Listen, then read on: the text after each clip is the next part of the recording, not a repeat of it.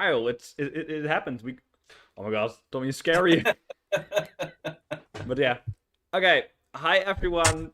It's me, Tane from the Chima channel. It's been a while. I don't think we're live. I can't see We're the stream. not. We should No, no, I be. can't. I don't see this. I'm watching the stream right now. We are live Okay, for sure. we are live. We're live. We are live. Hello, people. Yeah, but yeah, we are finally live, and this time I'm not alone. Not even only with Tommy, which you guys might know him as the one, the only, the creator of Chima. Well, not the only, but he wasn't the only one that worked in this, but he was a big player, and of course a new face for some of you, or maybe not, which is my brick opinions, and he lately made it. We made a Chima video together, which you guys might have seen. It turned out really great. You can introduce yourself, or you can both can do. Ace. Tommy. Yeah. Hello, Tommy. I have now worked at Lego for 24 years, which is scary to think about, especially since it was a job that I wasn't particularly interested in. But it was like, hey, I'll do a few years. Let's see what happens. Then I've stuck around ever since. So I did a lot of art direction in the beginning, and then I sort of drifted into TV commercials, and then into concepts and stories. So I've been working on stuff like races, Lego, and then I sort of rolled into Lego Ninjago, Legends of Chima, Hidden Side. Oh, before that, Next Night, Hidden Side, and most recently Dreams. So yeah, I started with art direction, then a little concept, then a little toy, then a little story, and then a lot of TV series. It's great. Yeah, it's really just great that we can have you here, and it's great, to just be here in general. Like, Chima hasn't gotten the most love over the years, but it seems to be on the up and up again. I've seen more and more Chima fans and people saying they love Chima out there. Like, the nostalgia is hitting hard, it seems. Yeah. The thing about Chima is just the story was too grandiose, like to consume, like the older you get, the more you understand like kind of the ideas. Like recently for the video, I rewatched the entirety of Chima, and I understood. Like I found that some of the ideas in season 1 were kind of brilliant, and but it just, as a kid, I just didn't understand them. It definitely had a bit of tonal issues. Us who sort of worked on it wanted to make it really epic. We're really inspired by Game of Thrones and stuff like that. And then there was a lot of concern about it being too, I've seen it. in lack of a better word, violent or too aggressive, which was actually really the reason why we saw kids being so interested in the concept, the whole ferocity and their understanding of what wild beasts and animals were. So that's really what really pushed the concept through as something that got validated as, or this is going to be great. But then there was also the whole, we're Lego, how aggressive can it actually be? So it was sort of trapped in that that zone where, we knew what we needed it to be, but it was very hard to actually do it because it also needs to get on network TV and be a kids show. So I'm kind of curious now, right now that you say that the whole network aspect, how involved was like Cartoon Network with the development of Chima, like early on? Not at all. Not at all. Okay, perfect. We sent them scripts to keep them updated, and we got notes back. Some we implemented, but it was really like, listen, we have our test results. We know what the kids want. We tested some stories. We tested some products. This is what we want. But I think that was also part of the issue was Cartoon Network at the time really wanted to have comedies. They didn't want stories that, where an episode built on an episode. It actually makes a lot of sense. Like the whole Game of Thrones things, where we really want to tell an epic tale where each episode builds on the next one.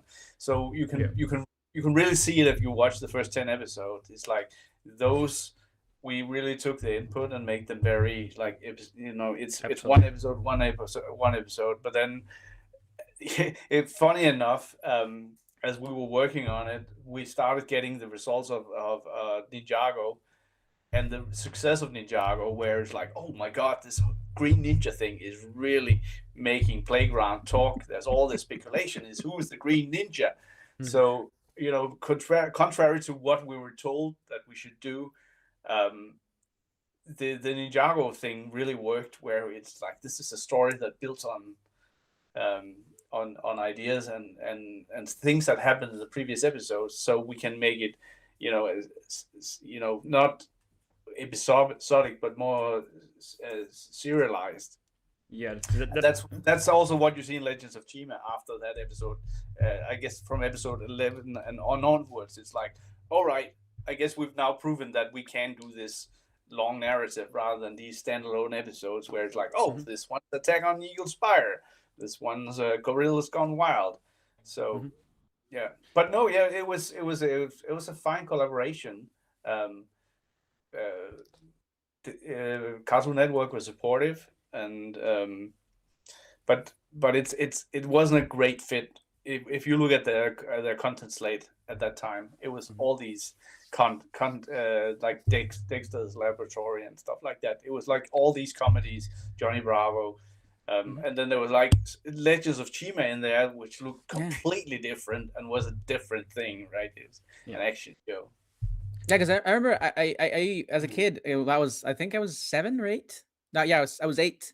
So I lived that where like one year it was all about like how serialized stuff was, and then suddenly like I remember that a lot with like Ben 10, because like Ben 10 I used to love Ben 10. Like there was one season of Ben 10 that was very serialized, and then the next one was very episodic. Yeah, and unfortunately, that's a bit like what the industry is. Which is also why all of a sudden Ninjago is 11-minute episodes. Is because that's what we were told. That's what they want right now. And then a few years later, it's back to 22s. And then sometimes it's like, oh, it all needs to be 5 minutes and all needs to be on YouTube.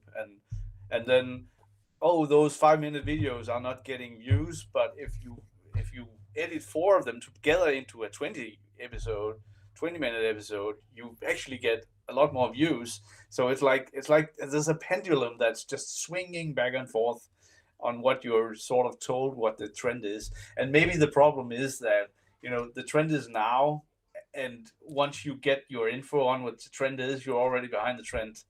Yeah, 100%. Yeah, 100% agree. I think wasn't it Inside that just like the first like season was like only like YouTube shorts? Yeah. Well, that was always the strategy with Hidden Side. Side, yeah. Make these shorts, and then we got to do the 44-minute Night of the Harbinger. I love that special. That was a fantastic special. I love that special. It's pretty cool, and it's great to work in that format. Yeah, but it was like the last hurrah of Hidden Side, right? Yeah.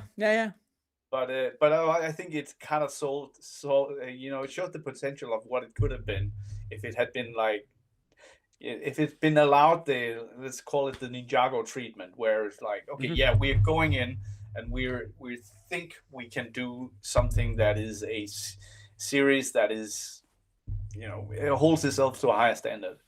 Yeah. About like their last hurrah, right? Previously, like earlier, you have talked about how Chima at the end, you wanted it to have like a last hurrah, and with like the movie, right? And that didn't end up getting made. But you also had like a whole quest for the Firewings plant, and I got actually a question from like someone from the Chima Discord server. They wanted to know like was there anything more like about the location of the Firewings and just anything about like the whole quest that we didn't get to see, because they were really interesting. I mean, we had this. It was supposed to be a little like the Outland season. It was like 6 episodes of them acquiring all the Firewings, and one of them was really going into the center of Chima, because that's actually where the Phoenix had done a lot of work. So the Phoenix had actually sort of, Flinx's mother Correct. was actually the chief botanist of Chima. So she's really created all the flora in Chima, all the nature. So she's done this in these underground gardens, and they would be guarded by minotaurs. So they would be going in there. A lot of amazing plants and stuff like that. Um, what else was there?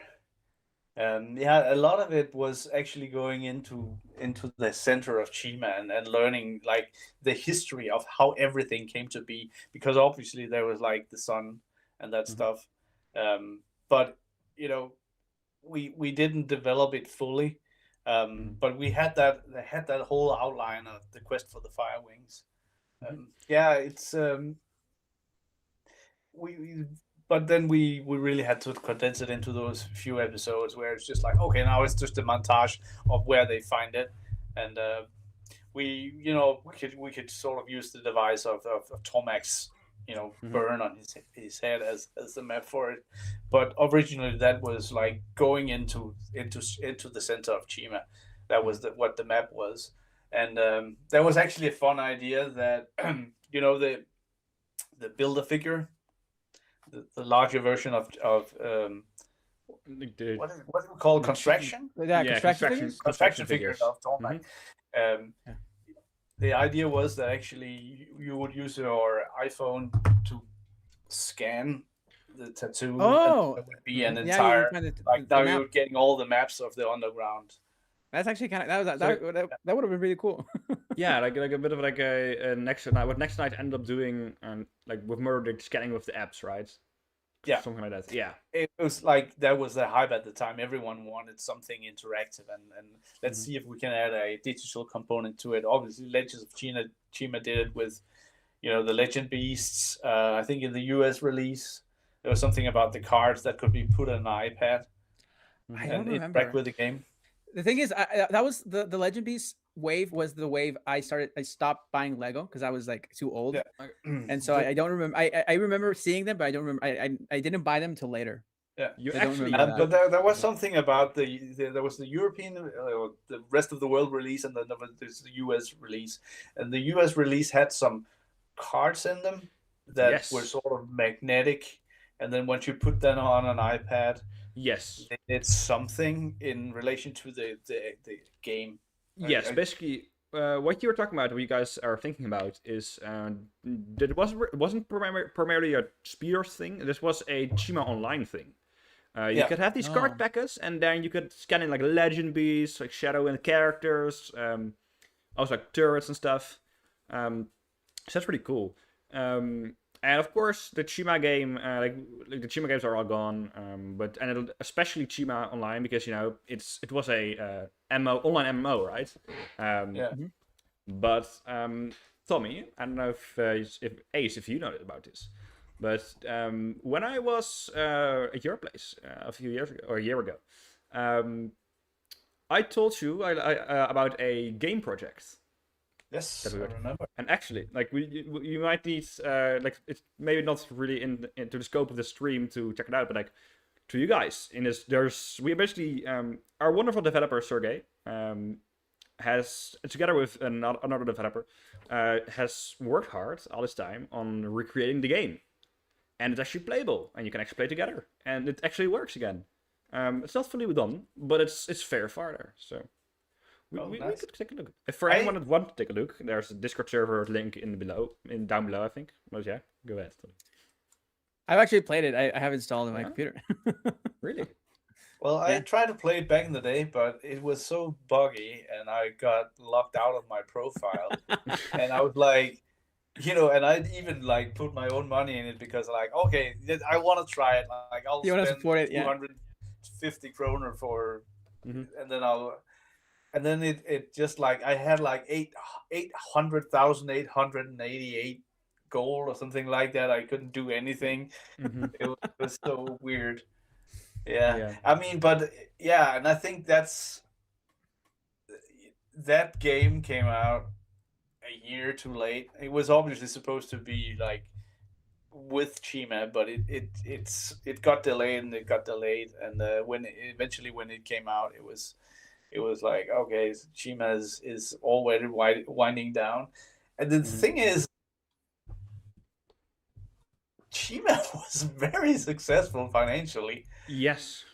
but it did not meet expectations, and that's sort of the kicker. Mhm. Yeah. Um, but by today's standards, wow, what a Well, runaway success it the thing was. about Chima is, Mhm. I remember like, well, I was because again, I grew up with spinners, so I remember for me, like the spinner was like the gimmick toy of the year. Like I remember Mhm. the year spinners came out, all my friends and I, we used to like we used to go to the park. We used to like play with the spinners, right? I think some of my spinners have like the bottom part all like worn out. But then when Speedorz came out, we did the same thing. Like we all bought spinners. Like I think, yeah, my Speedor, I don't Mhm. know if it focuses, but it's like all dirty because I used to use these. We used to like make up our own games like in my driveway. I remember they used to always like break, and so we just like made stuff in my driveway.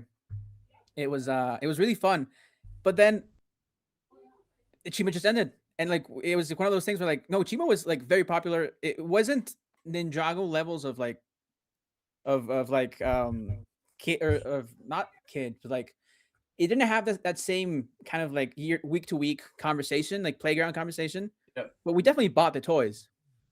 yeah. But I think it's all of these sort of internal conflicts about what do we want to be here, because the Speeders was all about speed. So, and I never understood, okay, why do we have to put all these brick built things in them?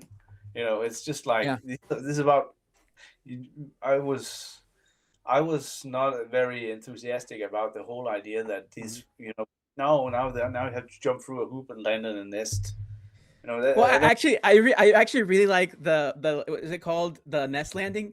I Yeah, remember I saved up I bought that with my birthday money, and yeah. I used to love that one because it was like 4 player. So like my Mhm. friends and I, we used to get around the nest jump, and we used to like all try to get into the nest at the same Yeah. time. Mhm. But But I just felt like, okay, if you have to boil this down to the essence of what it is, this is uh something that goes fast. This is about jousting, and if you wanted this to be cheap, don't put all those bricks in there. Like, just do what you did with the spinner. There's no nothing that wasn't the spinning experience in there really. And then there's just way too many of them because of all those characters. Release 5 instead. Who's yeah. gonna buy that wide? No, I don't. yeah, I remember. I only got the main characters. I got Laval. I got the Laval and Cragger 2 pack, and then I got Mhm. like the Aris and Warriors one, and then I got the Nest Jump, but I only got that one because I wanted to the build. But I remember Well, I mean, okay, so Yeah, my like friends and I, that used to say jousting. My friends and I used to just do that. We used to like stand them on like yeah. instead of setting them, we yeah. just stand them, and then Mhm. just have them run into each other, and that was like the best part of speeders for me. Yeah, yeah, for me too. Actually, like with the speeders, I think like Ace is saying, like I wanted I hated the word speeders, by the way. It's like, Oh yeah, really. I saw that. Yeah, I saw that. yeah, Yeah. yeah, I wanted them to be cyclaws. Yeah, Cyclops. That's Cyclaw, actually. cyclaws. I remember I'm all about mixing words together. when the trademark for Speedorz came out, people used to comment. I guess I went through like comments of people like when Chima was announced, and people used Mhm. to say like Speedorz is such a bad name because it sounds like a speedo, like the swimming trunks. People was Yeah. like, what is speedo? What is Speedorz? Is it like a speedo type of like? Is it aquatic stuff? Um, Yeah, but yeah. yeah, No, no. I think yeah, running into each other was for me too the main thing. But like the like I agree. Like the brick build, like accessories, the brick build challenges, and they were called.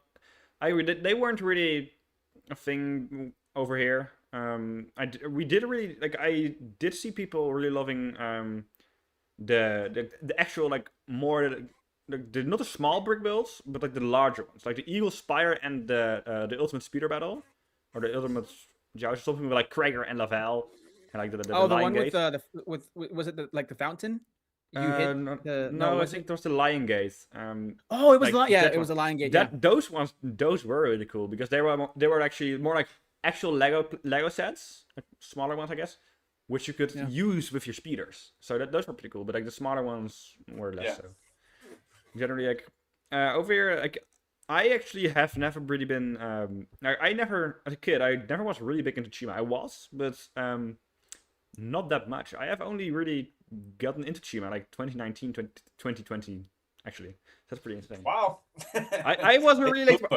I was really late to the party. I have never seen the Chima like episodes before like 2019. I never did. I only saw the ones that were free on YouTube, and yeah, that was it. I never saw No, them. no, I remember the premiere. I remember the Chima premiere, and I remember being so confused why they only aired 3 episodes, and then there was like the break, and then the rest of the season came out in the summer. Yeah, I mean, it seems like we can never get that right. Yeah, I guess that was a bit of an experiment. I think it was like the two episodes aired. yeah. Then, all right, and then after a summer holiday or something like that, the rest of them came. It was. I think it was like June 1st. They started airing again. Yeah. And with so if you so that was one model to try to do it, and then obviously okay that didn't work. Then for next night it was a different one. Like we start out with 10 episodes immediately, then we have that break, and then we have another 10 episodes. So it was like, I mean, no one knew what the model was. And you can also see with Ninjago, it's like, oh, 2 episodes. And then those 2 episodes are just like, wow, people love them. Wait, I guess this thing we thought that was a one-off thing, I guess we need to do some more. So then all of a sudden, I had to make these short movies for Ninjago, sure. just to sort of like, oh, it's not over, it's not over, it's not over. So at least there's something coming out. And then, working on the first season of Ninjago, the 26 episodes, it started out at 13, then it was 5, then it was 26. And then, I was working on that, and then working on Legends of Chima at the same time. And then while I was working on Legends of Chima, getting told, hey, yeah, those 26 Ninjago episodes, that's not the end of it, by the way. We want more. We need to come up with something new quick. Reboot it. Like, it was, I can't admit it. It was madness. It was just like so much stuff going on back then. It was great. I can imagine that, like, if you're saying that it's was really frantic like that, how was that for actually like the company and like the part of the company that was producing it? Because I can imagine that they also had to adjust their plans a bit because you guys did too. Yeah, I mean, I think that maybe that's mostly Will Film because we were producing Ninjago, and then all right, we're done. That was it. 26 episodes, great. And then like, oh, we want another 4 episodes, and we want another 2 episodes. Okay, so we're making a 2-episode version of Rebooted. Then that goes to 4. Then it goes to 8. It's the rebooted release always felt weird because it felt like it was 2 episodes a month, right? It was like 2 episodes and a break, and then 2 episodes and then a break. Yeah, and especially if you look at Ninjago Rebooted, if you look at the first episode, all the products are introduced in one episode. Like, okay, we have this episode, then we have another one. So it was just like, get it all in there, and then all right, then we have the second episode to play around with it. But then all of a sudden it was like, wait a minute, we got 4 episodes, now we got 8 episodes. So it sort of kept expanding, and that's why we get those really weird ones where they go to space or whatever. It's just the X1 Ninja Charger. It's just that episode. It's just the X1 Ninja Charger. Yeah. It feels like it's chasing a convoy, and I guess they're going to a rocket because that wants to go to space to reclaim the golden weapons. It was pretty cool though. Okay. That was No, really- we have to go back because we did prepare something more yeah, streamlined. we Alright, have some sure. questions. We We're are having too much fun. we're having too much fun. So can you pull up the Tone it presentation? down. Yeah, Okay, let's the go back to presentation? what we planned because we Tune and I had like a call yesterday, just planning out everything, the entire. We're not doing it. Plans are meant to be ignored. Yes. Yeah, plans are meant to be ignored. No plan survives. Like, what was it again? Like, no plan survives the heat of battle or something? Yeah. It doesn't matter. Okay. Yes, where do we want to start? I think you So have the biggest questions. We have start. the present. So we started the presentation. Oh, sure. I can share the screen. Select window. Oh no, we need to select our window. Thank you. Yeah, this for the people that want to know why we're also late. Discord was having an outage. So yeah, that was not great. So we had to improvise a bit. Where's the? Sorry. Okay. I'm not finding it in my windows, like the presentation. I don't know if you have it. I do. Can I share it? Yeah, sure. Okay, let me yeah, for share me it. it's not showing up. Yay! Okay. The technical difficulties were rife. So as you know, kind of a sequel to my video. So let me put the slideshow. Yeah. We did this presentation for my video because we had so much concept art, we didn't know how to properly put it together. So we just some concept arts have dates. So we out of those dates we kind of built like because we know like the development for Chima started in 2011, right? Yes, yeah, that's got to be right. And so we kind of put together how development changed or evolved every month. It was conceived in a. So what we did back then was everyone was brought down for a few days. I would say 3 days, maybe it was a week, down south where they have rented some summer homes. I don't know if you know that, Yeah. but that's something. Yeah. It wasn't called the story camp. Or story camp. Yeah, Yeah, I think. yeah. So we were maybe like 6 persons in each house. I would say that was 3 houses. Oh, it was houses. Yeah. And it was great houses. There were swimming pools and jacuzzis and stuff like that. We would cook our own food. So what we would do was we would put in different teams, people with different skills. So I was like, okay, I'm probably the illustrator for this group. Alex was an illustrator for another group. Brian Ellis was probably for another group, and maybe Tim Ainley was for another group. And then there's a marketeer as well. There's a product designer. So, it was like a mixture of maybe 6 different persons in each house. And then, we were just hammering out concepts and doing art and stuff like that. And then at the end of each day, we had like a half an hour to present to each other. So those were all the ideas that came out. And one of them was Legends of Chima. Another one was the very early versions of Nexo. That's the one I was working on. So I wasn't in the original Animal Kingdom group. I think that was Thomas Sorensen, I remember. Alex, I think, and maybe Brian Ellis. Yeah, Brian Ellis was a part of the Animal Kingdom one. You can show it. So, yeah. Oh, I can show it. Yes. And here it is. Animal Kingdom. Oh yeah, that's classic Brian Ellis. Yeah, it was on. I actually figured out the 3 days you guys went because it was January 9th, 2011 was a Sunday, and he drew this. He told me he drew this that morning. So I'm guessing. So I did backwards. I checked the calendars, and so it's Story Camp started on the 7th, on January 7th. Fun fact: this was 2 weeks. This was a week after Ninjago released. I found that really interesting. This was a week after Ninjago officially released. Fun. Yeah. But yeah, no, Brian Ellis. It was 2 concepts: the lion, the good guys, and then the bad guys. All right. I don't think I've seen these drawings before, though. I think these were never released. No.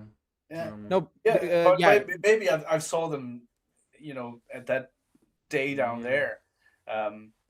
But yeah, and I remember specifically Thomas Sorensen. He wrote a 2-page story, which it felt a lot to me like the Dark Crystal, if you know that movie. Yeah, the movie. Yeah. Yeah, it was about like some young animals finding something ancient buried in a cave, and it was like part of like the technological past. Oh, that that's really interesting. That's actually really interesting. We Well, we use we can part talk of that about that later. idea for our pitch video later. Okay, we can talk about that specific thing later because it actually ties into a question I had. Yeah. Okay. But yeah, But We can go. I think what you see here from Brian's drawings is like, the technology is not there yet. It's basically the idea that animals with weapons and armor. yeah, Yeah, it used to be also like it almost used to be like an Aztec vibe also. Like that was later, but no, like we'll get that to later. yeah, Something yeah. I find really interesting for like these sketches are the specific He-Man inspirations. Very clearly, like in the Yeah. chest. Yeah. And Brian said that like he wasn't like this specifically these drawings were made because he wanted to combine Thundercats and He-Man into like what would that hybrid of his favorite toys from the childhood look like. Yeah. And I think if Alex Boudon was there, he's like total He-Man freak. Yeah. So he would definitely also try to push in that direction. And I think that's also part of why it might have started like this, with a very animalistic, and then try to pivot towards more humanoid later.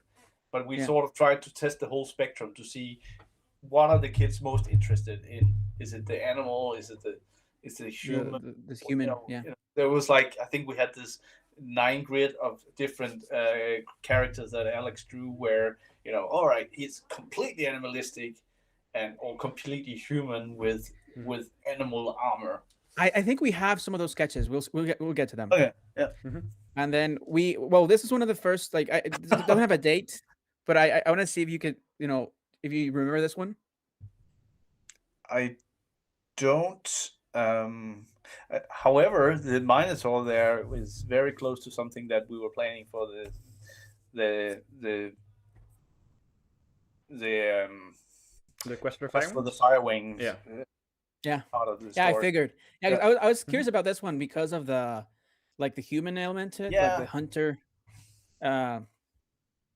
Obviously, Chima didn't have that, so I was kind of curious. No, I mean, at a certain point there was some pressure to get some, but that was later on after we'd actually already done the first season. There was like some pressure to get a more human element in there, but it became very Avatar. Like, oh, right now humans arrive in Chima. I was like, no, fucking don't. I see that. Yeah. Yeah. And then obviously, I was curious because obviously this seems like an exploration of the name. Obviously, Animal Kingdom. That was the original pitch.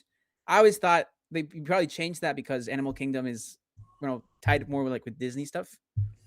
No, I think this was just a working title that would be very easy for people inside Lego to understand. Gotcha. The cheat thing definitely came from Brian Ellis and Phil McCormick. That's how I feel about it anyway. They had this idea about the orb, or maybe it was a crystal at the time. But definitely the word chi was something they were always talking about. I think well, there's a concept that features chi, so let's get to it. Okay. So this is I think this is the first storyboard you guys did for Chima, for what became Chima, which is it was called The Light Child. The Light Child. I think we had 6 different versions of it. This was the Child of Light. The Child of Light. And we had another concept which was more about making it a racing theme. But still, the animal was the shared element in all these things. But what if this thing is about a child that falls out of the sky, has to, in a world where there are warring tribes of animals, and he's sort of the one that has to learn what their abilities are, what the sensibilities are, and then he'll unite them. But he'll also take on the attributes of these animals. So if he puts on the eagle helmet, he'll grow wings, and then he'll be like an eagle, but he can also be like a lion or a scorpion. We when researching Ace and Ace was researching and we were looking at it, we also came to the conclusion that there were multiple versions that were going simultaneously were being developed. Yeah, because with more we found versions. this thing, which I always thought this was kind of like one of the original like ideas of like the Child of Light, like having to get like collect crystals. Yeah, I don't remember it had anything to do with crystals. Felt it was more about armor. He gets armor from different tribes, and then he can combine them. Like he has the eagle shoulder This harp. one, Mm-hmm.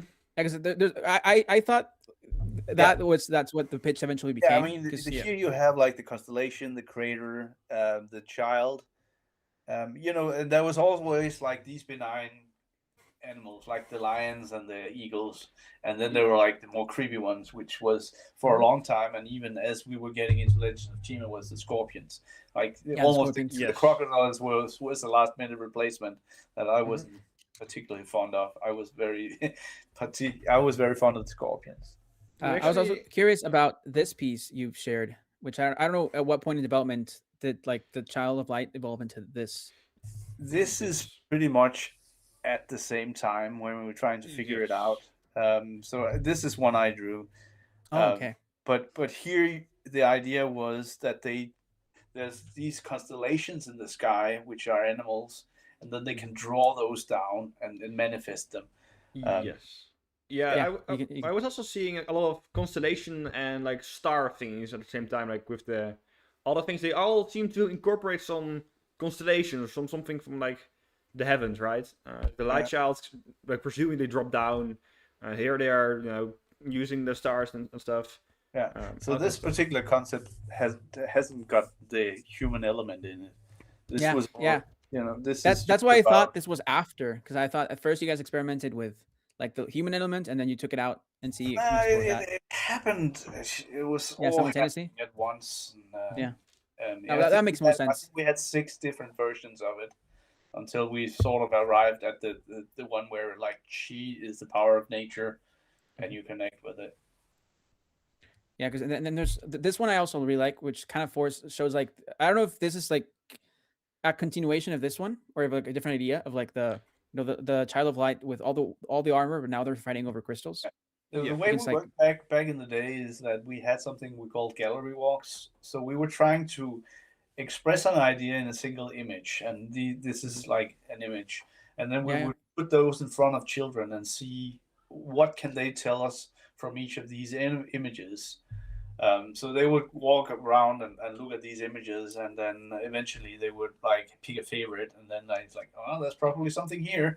But that's where we would then go back and rework it. So this may be the reworked version of the one you showed prior. Of this one, yeah.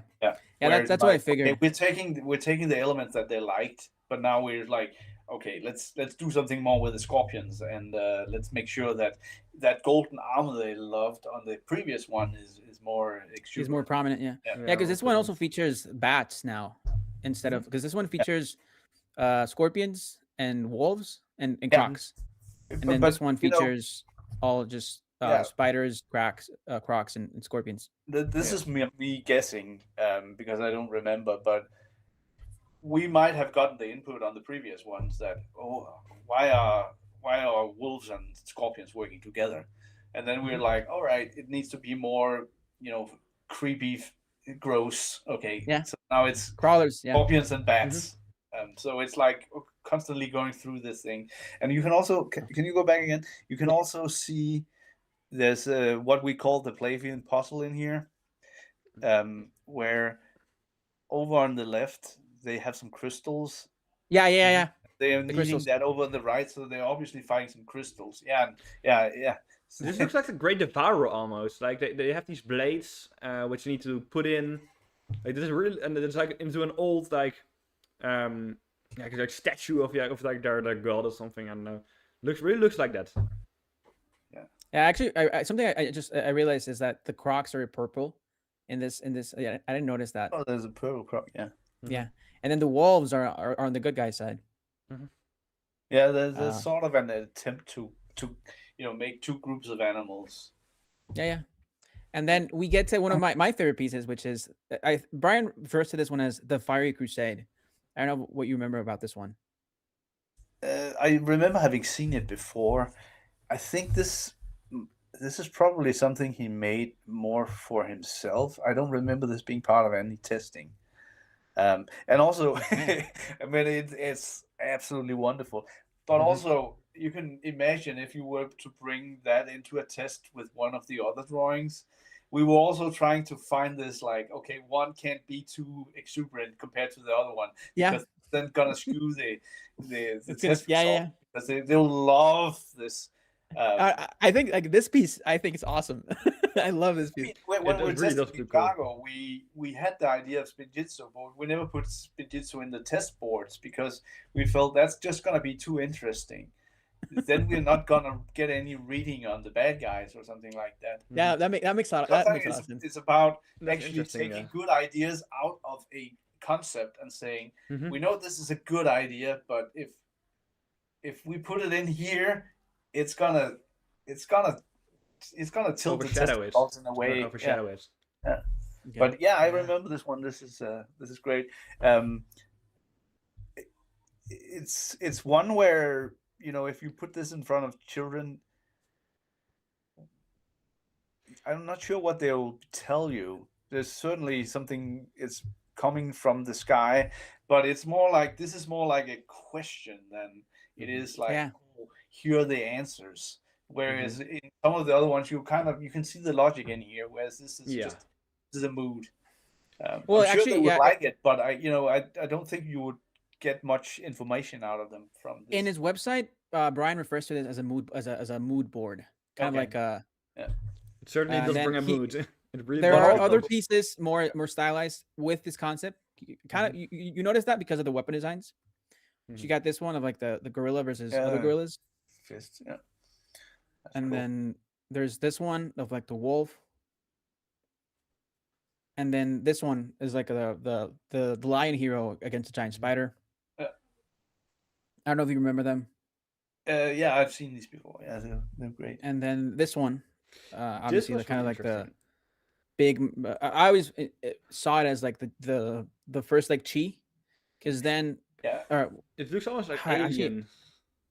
Like this is so I unlike think anything. I forgot It- to add Yeah, some of the I think weapons. this is still with the idea that something alien or outworldly has Yes. arrived, and that changes everything. Yes, yeah. When we were discussing it, I said to this looks almost like an alien spaceship kind of thing, right? This Yeah. doesn't show up in any other like this color scheme. Also, I think it doesn't. No. Yeah, it doesn't show up But again. well, again. I forgot to add it to the presentation. But there are weapons like you get. Brian also did like the weapon designs for these, and the weapon designs have orbs on them. And so I asked him, is that was like kind of the first idea for G, and he said yes. So I believe, like on my video, that's what I said, that like during this concept is kind of like where the first idea of like the Chi being a part of like the weapons. Yeah. And then we get to this, which I also think is kind of interesting, like the idea of the animal hybrids. Yes. Yeah. At what point? One of my favorite ideas, that you would have these sort of like it's the primal nature of the animals that really comes out of you. Eventually we did it with the Chia thing, which is an extension of that. Yeah. And then I changed. Obviously, these are yours. Yeah, and here you can sort of see that we're more talking about an alien race of people that puts on The masks. that dresses up as eagles rather than they are Yeah. eagles. This guy has no beard, but he has an eagle helmet. And Mm-hmm. but there you have like it's the thing in the chest that brings out. And Yeah, that's what I noticed. It's kind of like where the ideas for like Chima, for like what eventually became Chima, started to like settle, or like because now the characters have a chest, like, or have like a spot in the chest or something. Yeah. And obviously this one very Chima. yeah. I actually think there's a better, like the finished version of this actually was made, like right, like a actually colored version. I have a colored version of it, definitely. Yeah. And then this one is again the full idea of like the Yeah. I'm curious. At one point in development, do you guys start like was it after you guys said you guys dropped the Child of Light, or was it again simultaneously with like the Child of Light? I mean, it came down to that grid I was talking about with the 9 different versions of the character. Like, here's I think there was one with a bear. You know, how much is he a person dressing up as a bear, or is he a bear, in armor? Yeah. So it was once we sort of settled on that, when we shown that to a lot of kids, and they were like, okay, it's this guy. You can't go full animal, but you can go a person that looks like a very an anthropomorphic animal person, which is why an idea like this is not selected, because this is like, okay, this is not what they were going for. They were ready to accept the animal person character, but not necessarily. They don't need this dynamic. Great as I think it is, the idea that whatever helmet you put on gives you your powers. Actually, do you know I have this. do you know that the Kratz brothers show? This is basically this idea, where you had you had like these animal like badgers or like plates, and they could have put them in their armor, like sort of like they were more like wildness protectors in like the modern day, right? And they could put these in their armor, and then they transformed into other animals in the animal unit that was plate. No, I don't know that show. The thing about Denmark is so I grew up in the 70s and 80s. Mm-hmm. Yeah. We had one TV channel in Denmark, and then in 1988 we got our second TV channel. 1988. Like something like Saturday morning cartoons just didn't exist in Denmark. I have no idea of what He-Man was, or Thundercats, or real Ghostbusters. None of that made it over here. Like, it was just like when we saw it later, it was like, God damn, we were missing out on all this cool stuff. And all we had was we got 3 free cartoons every week. Short cartoons. So it was like, it's Tom and Jerry, we got a Popeye, and we got a Warner Bros. One with it, like maybe Roadrunner. And then we had the Muppet Show. That's it. That's what it was. Nothing else. And like, you would expect there to be more. Like in the no, it actually makes a lot of sense, because I know I live in Mexico, so I know back in the day, translating shows and bringing them licenses used to be like really expensive. So like in Mexico, what happened is the government just bought Japanese anime because it was cheaper, and so that's why like a lot of like Dragon Ball and a lot of anime is like really like part of Mexican culture, because those were the shows that were on TV. Like again, we only had one channel at the time. It was like kind of those things. But I'm starved for entertainment, so like every week you're sitting waiting for those 3 cartoons. Those 3 shows. Yeah. And then like, oh, I hope there's a Tom and Jerry one. I hope there's a Roadrunner one. And God damn it, there's a Popeye one. I don't want to watch the Popeye one, so it feels like you wasted a week on that Popeye. Actually, going back to Chima, I did want to ask: was at any point during like the idea of the masks, animal masks, was Bionicle brought up? I was like, maybe that's too much like Bionicle. Not that I recall. I mean, yeah, because that's what I thought. Because at the time, again, they were also like bringing there was like the conversation about bringing back Bionicle. No. I mean, in that particular workshop, the story camp, we did come up with a Bionicle reboot. I worked on that. It is awesome. I'm still hoping we'll do that one. Actually, I have my talk here. Yeah, really cool idea on how you would do a new Bionicle story. I already know like all the Bionicle fans are just like hopium. They're going wild now. Yeah, they probably are going wild. Yeah, they're going crazy. But, with the right consultants. Okay, so then again, going back to the boards. Yeah, now we're getting close. Yeah, these are like I'm guessing these were these again in like February, March, or were these later in the year? I don't remember. But this is drawn by Alex. Yeah, this is Alex. Yeah.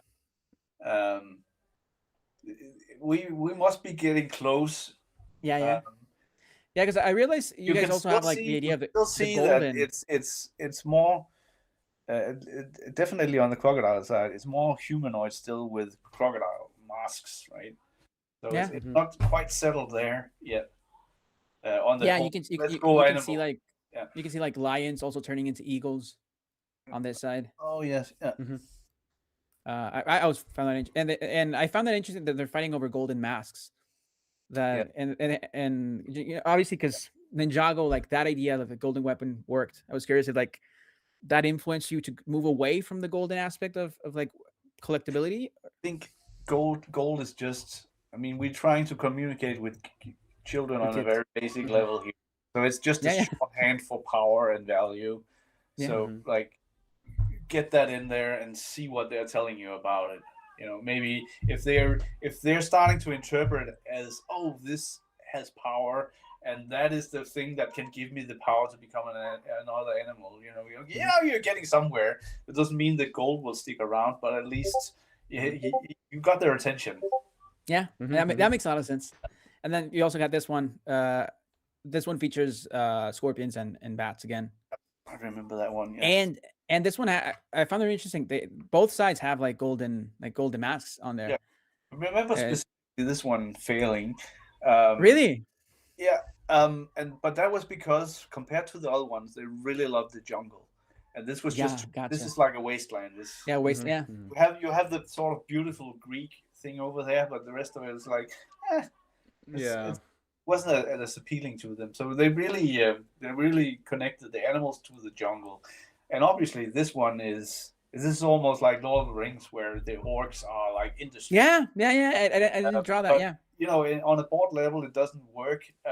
So you need to find the place to start where it's the strongest. I know it's definitely the jungle. Then you can go there later when you have people on board yeah. with the devastation of nature. But you need to find the best place to start. Yeah. And then I think these are early Alex sketches, and Yes. Mm-hmm. they are again they feature a very humanoid Yeah, it's almost looks heads. like the guy. He almost looks like a Thundercat. The guy with the Which sword. one? Oh Uh, yeah. The top left. Actually, I think it looks more like Goku in a way with the hair. okay. Okay. But yeah, yeah. then I think these were the ones you're referring to about Alex, like kind of like the exploration of how animalistic you can get. Yeah. And then And again, yeah, Alex and boards. go back again. Yeah. Um, so you we're basically ending up in the top left corner, right? Um, Yeah. it's like a softer version of it. It's like the more Legoized version, but they would reject like the complete animal. Oh, it's actually interesting. Yeah. Yeah, I found this really interesting 'cause I saw Alex's portfolio, and he before Lego he used to do a lot of like minifigure explorations. So I always thought like that's one of the reasons he was brought into Chima or like front end at the Yeah. time was because he could really push the minifigure into new forms. I think he was brought on. He never really did any work on the Jago early on that amounted to anything. But I think what got him the job was actually an exploration on the Jago characters. Um, and then I think the first thing I remember really working with him was A Legend of Chima, and he is the most brilliant character designer in the world. I like Fantastic. it's and also I would say if I have worked with the top 3 creative people I've met in my life, Alex is probably number 1, then Brian Ellis is probably number 2, and then a guy I know, Brian Paulsen, is number 3. It's like because they work not only in one medium but different ones, and it's just like watching brilliance. Yeah, no, Alex is I wasn't familiar Yeah. with Alex's work before Yeah, working on Chima, but now that I've worked on Chima, and right now I'm doing Monkey Kid, and I just learned that Alex also worked on Monkey Kid. Yeah. It's I found Alex's work to be just brilliant. Yeah, And we found his portfolio and it was amazing. There was so much cool stuff, and yeah, we were stuff just gawking all camera the way. out so fast. It's great. And then obviously, I find it interesting that here there are animals we never saw in Chima, like the. I find that really interesting that the like the designs, but like character wise, you can kind of start seeing like the orb idea. Yep. And then obviously these guys with the Minotaur. It was basically how we settled on the tribes eventually. Like, yeah, we had this chart where it's like, okay, which animals do kids connect with good and bad? Oh, gotcha. Yeah. And then before we continue, can I the great Google will end our call in 3 minutes. And Discord is back up. Shall we? Discord? If we can go to Discord, tell me if you can quickly just try to log in. Then we'll just entertain the crowd. Let's see if that works this time around. Yeah. Discord works again, so yeah, that's great. In the meantime, let's take a look at the chat. Yes, because I actually got some really cool questions. And actually one from now I gotta pronounce the name right because call me Guaca. Anyway, that's like an OG Chima fan, but basically she asked, what do you think the direction would have been if Chima was less targeted towards kids and more like a serious show? And which I think is pretty interesting because I think Chima is really a good show for that. Like Chima could definitely be a darker show if it wanted to be. I think it could have worked. If you had the right idea, right people. I definitely think it could. So yeah. We could. I am cover it. Yeah? On Discord actually. I can log in now. Great. Our call will end in a minute, so we will need to be fast. Did you join the server? That's my new challenge. I've got the link. Then because we will be getting kicked out. I'm just reading the comments. This is all so great. So great and organized. We love it. Okay. If we are really quick, I send the link in the chat here too.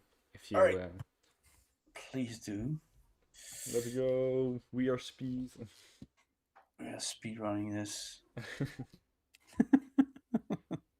And a race against the clock. Will you? Ah, there we go, people. Okay. Well, people, we love organization. Discord is back up, so let's go back to Discord, and it will happen. I'll go well again. Hello, I'm here. Ace. We are all here. Everyone is here. Are you here? I am here. I can't hear you. You mute. Oh, that's just great. But yeah, they killed Tommy. Everyone is going. I had to kill Tommy. Yeah, they did. But we are. If everything will be fine. Everything will be fine. Calm down, everyone. We have my Discord channel, and we have the Discord interview. Let's go. Will Tommy be back again? We'll never know. Tommy is dead, people. Oh no. Okay. They killed Tommy. They killed Tommy. No. Tommy. Okay. We should help out Tommy. Quick, Ace, entertain the people. Entertain the people. Let's add this. Let's see what people are saying. People, favorite Chima set. Actually, I'm not showing up on the stream. It's all just gray screens. We love Discord, people. We love Discord. Okay, now you should be. If you just spin it. Okay, great. Now it should all be doing great. Is it doing great? It's fine. Okay. Now we need to help Tommy out. Entertain the crowds quickly. People are saying they got Tommy. They got some. OG Flyer. Yeah. Oh, the OG Flyer. The what's it called? Eris's Eagle. Ares Eagle Interceptor. Interceptor. Yeah. I actually, fun story. My cousin, and I live in Monterrey, the second biggest city in Mexico. My cousin used to, and we have a Lego factory here. My cousin used to work at the Lego factory, and she used to ask me which Lego sets I wanted, and she got me that set, the Eris's Eagle Interceptor, from the factory. Fun story. Ice Bear mech is awesome. Yeah, from the factory. I actually have the Ice Bear mech on top of me, on my top shelf. A great set. Is Dreams X Chima crossover. Fave Chima set is probably the Pack Tracker, Eagle Interceptor, and the combat layer is awesome. My little cousin Alex, I don't know if he's watching this. I think he had that set. I don't remember my cousin had that set, but I remember my cousin had one of the wolf sets. Legend Beasts. I always wanted the Lion Legend Beast. I still haven't gotten, but I really want the Lion Legend Beast. It's fine. I think the Crocodile Legend Beast is absolutely perfect. I think I like the brick build aspect. I know a lot of people don't like the brick build aspect to them. I know people would prefer like molded, but I really like the printed aspect. You know, it's more of a, it's more Lego-y, because then you can just make like a hybrid of them. I think that's cool. Yeah. The pronunciation of my username killed him. Guacamak. Yeah. There you go. The Phoenix Temple is pretty cool too. The Phoenix Temple is awesome. I was looking at that set on eBay because I think that Phoenix Temple is awesome. Phoenix Temple is pretty cool. I personally don't like Lion Beast. Yeah. I think no, it is what it is. Yeah. I think the side build for the Legend Beast for the Phoenix Temple is just really great.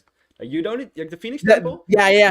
It's actually complete playsets. It's complete. You can actually have like a decent battle from like the bad guys against the good guys, even though it's like the big set, right? So that's pretty cool. Yeah.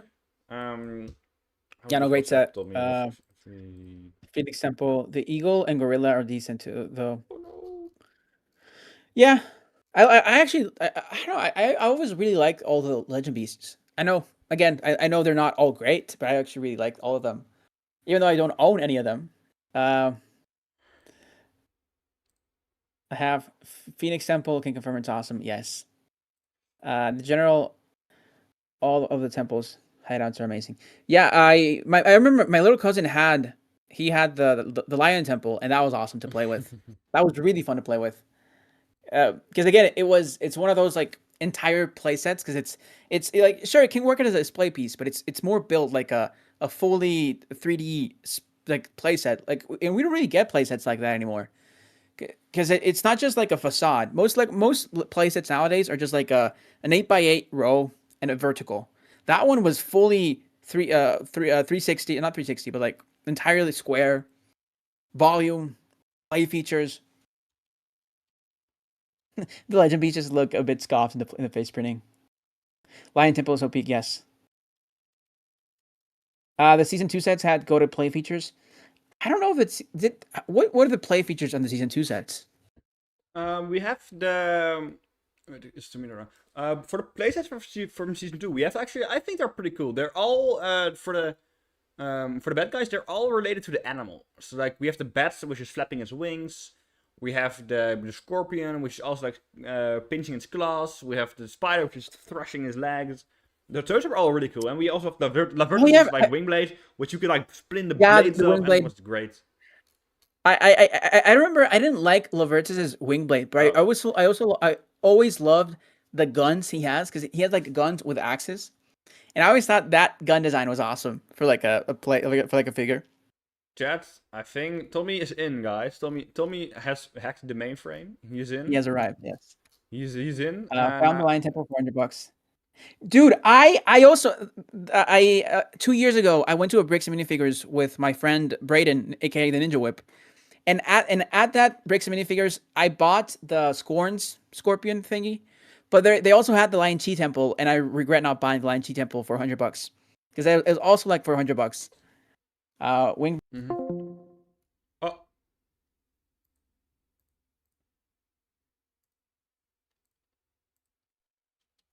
Chat, I got killed. I got killed, chat. I pinged Tommy, now I'm dead. Oh no, oh no. I got killed. Um, I got killed. This is such a great thing. Oh god, I got killed, guys. Okay. One would say that this is not the best, this is not going the best technically. Which is true. Yeah, I just got killed. I got smoked. Guaca, please, time out me. We love this. Okay, let's go. And we're back. We're back. We are so back, chat. We are so back. Well, let's continue where we left off, people. And Tommy, of course. Oh, Tommy is still muted, but we will all be fine. Yes. We will all be fine. It's all fine, people. Free Chima channel. Free Chima channel. Oh. Yes. There we are. Let's go. We are so back. Okay. Oh! Tommy is dead again! He's probably just having technical difficulties. Yeah. Black. Every movie, every good movie starts with black. That's a great reference. Chima lexicon. Okay, I'll move Tommy back because Tommy can only. Does he have the perms? He should have perms. Wait. I'll quickly. This is going so. Why is he leaving? What chat is this in Discord? Is it in your? No, we're in the Chima. Yeah, I hope Discord, I hope right? that would be cool, but like maybe it isn't. Contain the Discord went down. Yes, we were actually on call when Discord went down. It was kind of insane. They're dragging Tommy into the pits of hell. Yeah, they're dragging Tommy back. Oh no! Oh man. No. I know. I Tommy wants. Tommy's fighting demons right now. They're so back. They're gonna time Tommy out for caps. Oh no! He is joining muted. He's fighting quite well. Tommy's fighting for his life. Yeah, no. Tommy is fighting his demons. Oh no. Tommy is fighting all the concept art that never got in. Yeah, funniest thing is we're still halfway. We're not even halfway through the concept art. We aren't. Man, we actually are. We're like 10 concept art left. Yeah. Tommy in the gorge. Mm-hmm. Not big spice, super ice. Tommy Andrea. I'm getting trolled by Discord. Tommy got sent to the purgatory. Yeah. He's fighting Lego executives right now. He is. He's trying to greenlight the Lego show. The Lego Discord. Oh man. Oh, we got back on Tommy. Okay. I still can't get on properly, he says. Well, there's one thing to do. Can we start another Google Meets? Can we start? Come on, we can do it. New meeting. I mean, you can just send me the link. Yeah. Sure. Well, chat, we are so back. Let's invite people again. They sent Tommy to the Outlands. Is he suppressed by the fall? Like we're trying to silence us. Yeah. It's I guess just invite Tommy, send email, and we are going to going back to meets. Yeah, we're going back to meets. Actually, I want to tell you, you're framing you can actually frame meets the same way you framed Discord. You just need to click on there's like a tab you add, so you don't have us all squeezed. Crazy. Okay, enjoy. You can enjoy the thing, ma'am. This is going so well. We only do the most professional streams over here. I wouldn't dare to do anything else. Okay. Outlands Tommy Rescue Mission 1. Yeah. Okay. Okay. I'm in the meets now. Well, chats, we are so back. We are so back. We are so back for the 1 millionth time. But this time, we really are back. Okay. Tune, go to the. Tommy joined to the waiting the- room. Tommy joined the waiting room. Wait, Is he back? Wait. Is he back on Discord? Let's go back to Discord. Okay, Tommy, let's go. Oh, Tommy, this really is going interesting. But hey, here we are again. Oh, Does it work? it does. It's working now. Yes. Yes. Miracle. It's a miracle. We finally cracked the Can I technology. just say how much I hate technology? Yeah. I get People it. in the comments were saying you're fighting to go back. You're fighting in the Outlands to get back. Yeah. Ah, man, I just feel old right now. No worries, no worries. This thing on. Yeah. It's just, yeah, it really is. Yeah. This it was way better in person. Kind of. Yeah. It is so much easier. It was really cool though. But where were we? Ace, you had some brilliant concept art. Let me a good share. lineup. Let me share. We were in the. Where is the We were doc? getting least close everyone to the stuck actual around. concept. Yeah. Most people actually stuck around. Props to you guys. Real fans here. The real ones. Okay, we were in this. Oh. Let me open this slideshow. Okay, so this piece, I found this piece really interesting, but I want to hear your thoughts first. Yeah, this is also one where we're playing around with the corruption of the land. It has something to do with some ooze.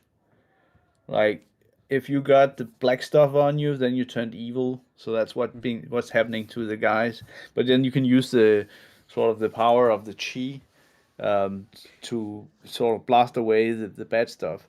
Here you also see like one of the first, I guess, versions of Mount Kavora. Where you have like exactly. the origin and the waters are coming down, and the waters the are crystals. actually the stuff that gives you the power, right? Mhm. Yeah.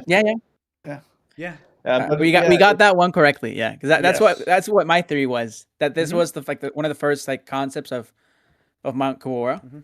It also has the Lord of the Rings things to it, where it's like, the corruption of the land and like versus the beautiful nature. I think this one doesn't quite have the beautiful nature in it, which might have been a problem with when discussing this with the kids. Yeah. Yeah, actually, we were wondering, does this goop, or this whole corruption, like aspect, was this reused in, like you guys were when creating like the dark versus light season, the dark chi could corrupt other animals. Was it something you guys started over here? I don't think this is like tar. This is inspired by the tar pits of La Brea, right, in California, where the dinosaurs are preserved in tar. When we got to the thing you're mentioning there, that was more like our take on vampires in Chima. The corruption of the chi by biting into it, it turns evil red, and then you plug it into a guy, now he turns into a animal vampire. Whereas the Ice Hunters was our version of a zombie.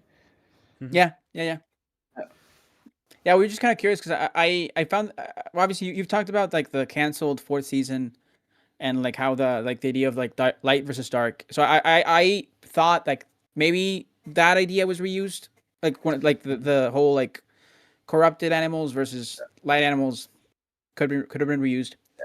Obviously, this is one of the storyboards. Yeah. Okay. Yes. Oh, you want to say something about this one? No, I just wanna mention that what you're seeing here is just the top of the iceberg. I mean, for every one of these concept boards we see, there's probably another five. And we did so much work on just like trying to figure it out. Some of this one particular was used in tests, but we also did a lot of internal development where it's like, okay, this doesn't work. So there's so much of this art lying around somewhere that never Someone's basement, is yeah. shown anywhere. And then obviously the But I kind think of like what's amazing is that I mean this thing came about in like 9 months or something like that. It yeah. was such a hectic development from initial idea to all right, now we know what we're doing and now we're doing it. So much work going on.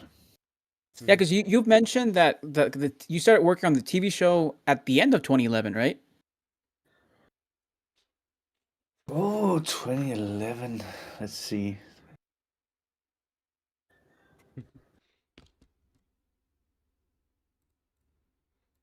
The thing I remember is we have so my timeline is I remember we have the first 10 episodes of Legends of Chima written when episode 10 of Ninjago airs. Whatever information that gives you. Episode that was so that's 2012. Yeah, 2012. That Yeah. was episode 10 of Ninjago was April 2012. Yeah. Yeah, Okay. well, that makes sense. Yeah. Yeah. That adds So up with like the timeline, yeah. we were right. I also remember that we had just finished the script for the first two episodes of Legends of Chima when the new Thundercats show came out. And I remember like, oh, let me have a look at this, and I was like, this is a little. Well, I wanted to get that later. Yeah. I was gonna get to that later, but yeah, no, I also find because a lot of people like on my video, a lot of people commented about that, Just in and general.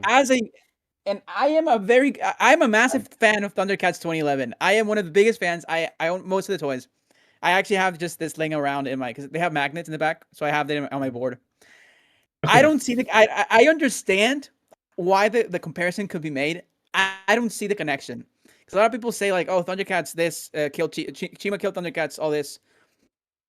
I personally never saw it, but I find it funny that you said that Thomas he said about like the animals finding ancient. One of the first ideas for Chima was animals finding old tech because that's pretty much Thundercats 2011. I found that I'm really happy you It guys is didn't okay. go with that direction. No, then ours was cool. I mean, the test video that really pushed Legends of Chima over the edge, which was shown to kids. uh-huh. A lot of it was actually a lot of it ended up in the show, which was like, the attack on the Lion Castle, the stealing of the cheese, the battle between Laval and Cracker, and Laval realizing that the guy he's fighting is actually his childhood friend. It was at the Forever Rock, and he does the thing where he slashes the stone. Does he About do that in the this. show? He Yeah, he does that does in the that. show, yeah. So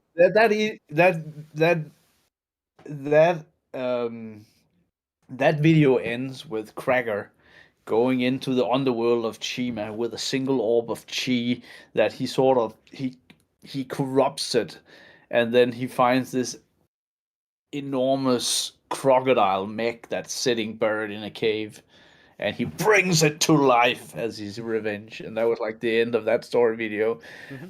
Kids loved it, and that's one of the reasons why. Okay, now we have our story. Now we have Legends of Chima, but obviously that was like the ultimate conclusion. So we wouldn't want to go there. But it was the idea that this was like an old world um, with a lot of hidden secrets, which ultimately was something we didn't quite do, but were getting into with the fourth season with the Phoenix. Yeah. Actually, Yeah. we wondered. We had, of course, you revealed and I uploaded the season 3 animatic, like the concept story video. Don't know if you remember that. Ace was wondering if there also was Ace. one for season 1, and Oh yeah, yeah. apparently I remember apparently there's one- if I'm going off of this, there's also one for the concept as a whole. So Yeah, that's pretty I cool. mean, we have a story video for season 1, season 2. Yeah, yeah, we did all of them. Mm-hmm. Yeah, because I've seen. I know on your channel on YouTube, you posted the ones for Ninjago, and I Yeah, find this to be so Next amazing too. because it's just like, oh, and Next Nights, yeah, Yeah. and it's just so amazing how the idea really evolved into something. Obviously, what the final product, but just seeing like watching the original idea was is so brilliant. Mm-hmm. but Again, that's also like a very truncated version of what it is. I mean, we're trying to like really boil it down and communicate it to children in a short amount of time. So there's a lot of ideas that are already sort of settled and that are not in those videos. Like Kai, the strongest of the ninjas. It's just like Mm-hmm. it's shorthand for you need to like this guy. So okay. That's Now pretty going back interesting. to the presentation, there's also this idea, which I'm guessing it's like another like reinterpretation of like like the tar Mm-hmm. with like animals. I also realized this one also has yeah, like hybrid animals. Yes. yeah. This is sort of the attempt to go in. Well, it's hard to make these concept boards because you're trying to boil everything into a single image. So this is basically the attempt to show that there's a very big underground component to this. Um, but I think the interesting thing here is that you still have the Mount Cavora idea, Mm-hmm. where it's a crystal, and it Yeah. for the longest time it was a crystal, and this crystal was the one that brought light to all in the world. So it was basically like having a sun very close to you, and that's Mm-hmm. what gives you your powers. So this is the idea that there's a good power and there's a bad power, and the bad power is in the ground, Oh. and it's like the Mm-hmm. struggle between those two. Oh, That makes yeah, sense. yeah, that Two makes a lot of two sense. crystals, one in the air, one in the ground. And one of Sorry, the yeah, I need to get some power for this no computer. worries. Mm-hmm. Yeah, that's interesting. Yeah, Yeah. Man, I haven't seen it, but I haven't thought about that. But yeah, that does make sense. Yeah, Like, there's that makes it's a lot crystal. of like sense. anti-chi, I guess, Mm-hmm. negative energy. Mm-hmm. And Er, then So there's we a get this positive one, influence and a bad. Yeah, mm-hmm. which I'm and guessing this this one. is Uh huh. Go ahead. yeah. I mean, this is one of the ones where we're trying to make it like an arena racing theme. Yes. Oh, so Yeah, this was more early on as well. Yeah. yeah. There Yeah, because I was was curious about this one. there If was a time this was a more of a vehicle theme, like a racing thing. Mm-hmm. So it's cars with animal attributes. And that actually came off a different concept that I'd made some years before, which was called Animal Races, which was basically you put on a racing helmet, and I put on the Tiger racing helmet, and now the Tiger car transforms in out of me, like a little like in Tron, whenever they create the light yeah. cycles. Mm-hmm. Mm-hmm. Yeah. So there was Yeah, ideas of that, but like maybe. So I think this is still like there's the power source which is in all these concepts, yeah. but this is more like what if Legends of Chima or what became Legends of Chima is more like a gladiator or racing thing. Mm-hmm. Yeah, I was gonna ask about this one. If like these ideas involved, well, obviously, we'll get to the speed order later, but if these ideas were like later taken to what became like the speed or jousting tournaments, like the monthly for like the Golden Chi. Mm-hmm. I think any idea survives in some way. Yeah, yeah, They go in a drawer, but it's always in the back of your head, or it's Yeah. like stored knowledge. Mm-hmm. Um, you know, uh-huh. uh, there's that I had planned for Nexonites that didn't make it into Nexonites that made it into Dreams. It's so you have these ideas that they just they are just like hibernating, and then once you need something, it's like, okay, this thing was really cool and would have been great, so now we're gonna repurpose it in this way. Yeah, makes Yeah. sen's. There's so much of And then these. obviously, like, There's so, yeah, June. there's so much of this old stuff that like some people, it's just really interesting to see all this kind of stuff and development, how it shaped and how everything came to be, how everything like on one hand you had this and the other tested this and then they combined it again and then with some other stuff and then you eventually get to like a finished product, which is it's nice to see. And then It's interesting to see these things because I remember having seen them before, like the previous one. I don't. I think it's been part of the internal development. I don't think this is not in a format that we would have shown this to any children. yeah, I think this is the only image. Like these are all from Brian Ellis's website. He only released this Yep. one. I guess this is a part of like a storyboard of sorts. But I figured it was tied to like this idea of like the racing, like Yeah, they're all like, surely, yeah. fighting over this like this power source that's falling down. It's funny because go back to the previous one. I Uh-huh. have my own version of this one that I have drawn. Really? Maybe I did a sketch and Brian perfected it or something like that. So mine is definitely not at the level where it's not color or anything. Like it's not where you would show that to a child and expect a result. Yeah, response. Yeah. And then we get this one. I found this one really interesting. It's Alex. Yeah. But it's like kind of like the idea of like day animals versus night animals. I'm guessing this was again one of like the first 9 concepts you guys pitched. Yeah, I mean this I think we call this Nocturne. Nocturne. But it is like the other one with the the positive chi and the negative chi. It is sort of like you get your powers from the light or the darkness. And I guess there would be this sort of shifting balance where like, oh shit, it's night now. The wolves are out. Yeah, makes sense. That makes sense. But I also so really this like, has sort of the vampire element to it, right? yeah, well, that's Yes. what I was gonna You say. also Is like a it red. reminds me a lot of. Obviously, we haven't seen colored versions of like the season 4, but you posted like a few like pencil sketches of it, and I figured that's kind of like the idea. Something I find really interesting as a He-Man fan is that both like these elements look very He-Man esque, like especially like the gorilla castle behind here looks like Castle Grayskull, and then I think it's like a wolf or a bat, and this looks like Snake Mountain in a way. I always thought like those kind of influences are like really cool. Or oh yeah, rat. Yeah. It was just like really cool and kind of show like how one element inspires another. And then again, I think this is a part of Nocturnal as well. This is more like Probably the Fiery Crusade almost. I don't know. Actually, I made a mistake here because I put Alex, but it's actually I think this is Brian. Yeah, this is Brian. Yeah. It's Brian. Looks more like the Fiery Crusades, especially with like the lightning and stuff. And then I know this board was really successful, but I want you to tell the story. Yeah, this is the one that this is actually a version that is missing some elements.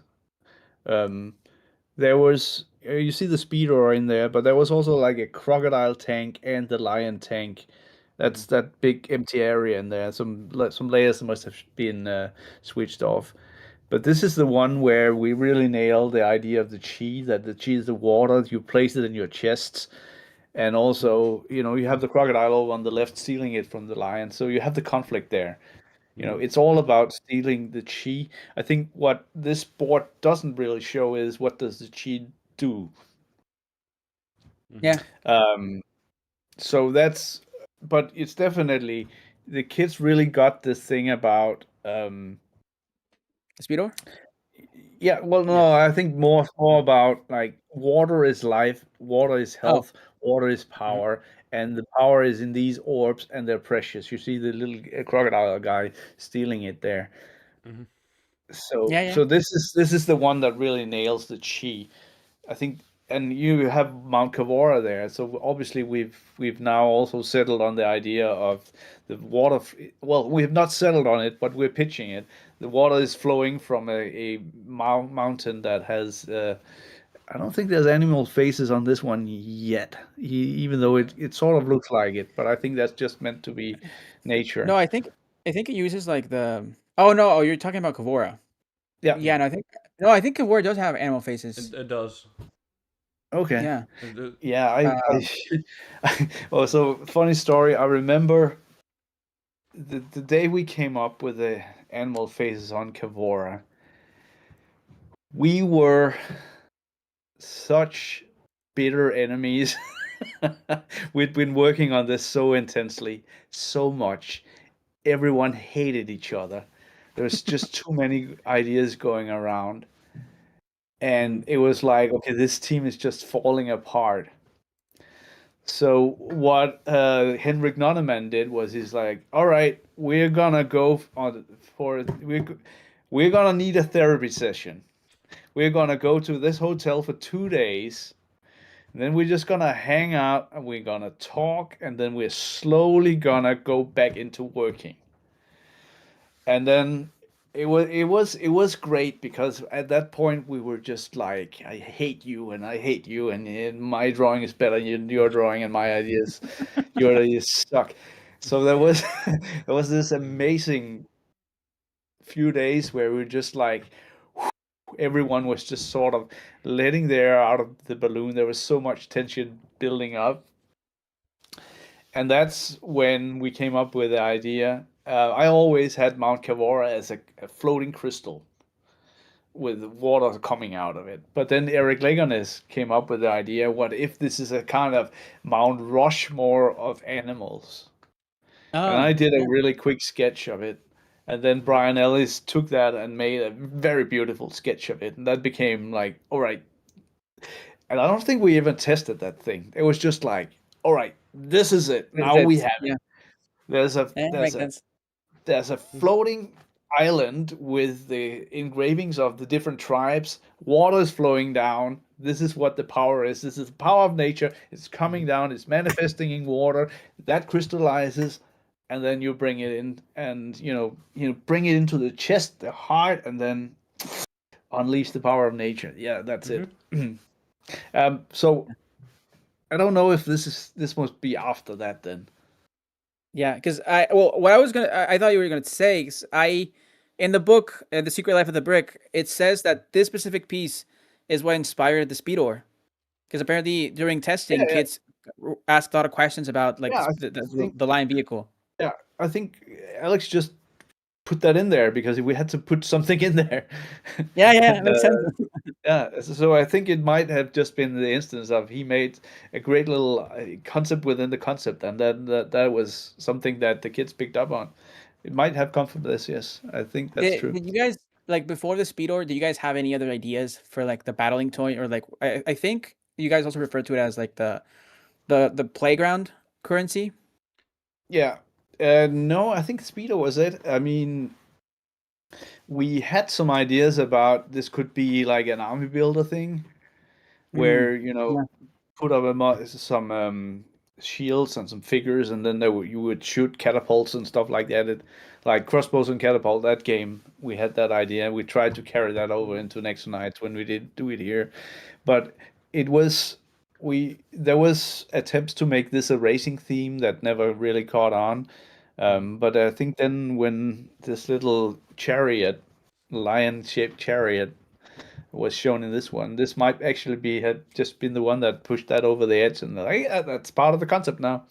Yeah, Everyone has these. makes sense.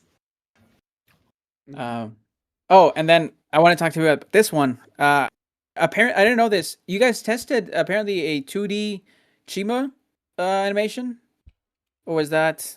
No, not to my knowledge. No. Yeah, because I Brian in the know. website said, uh huh. I know. No, I mean Brian and Phil made something on Ninjago very early on. That was sort of, but it was like one of those story videos.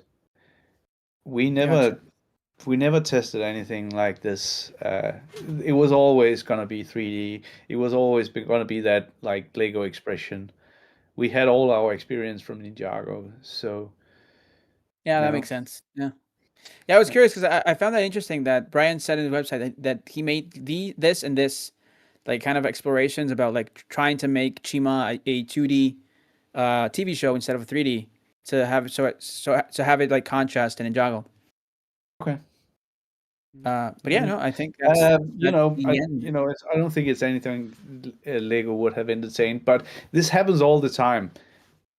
People that work on the project just, work on different side versions of the project, and then Yeah, they sort of makes sense. like, ta-da! They bring it out and then wait to see the reaction to it.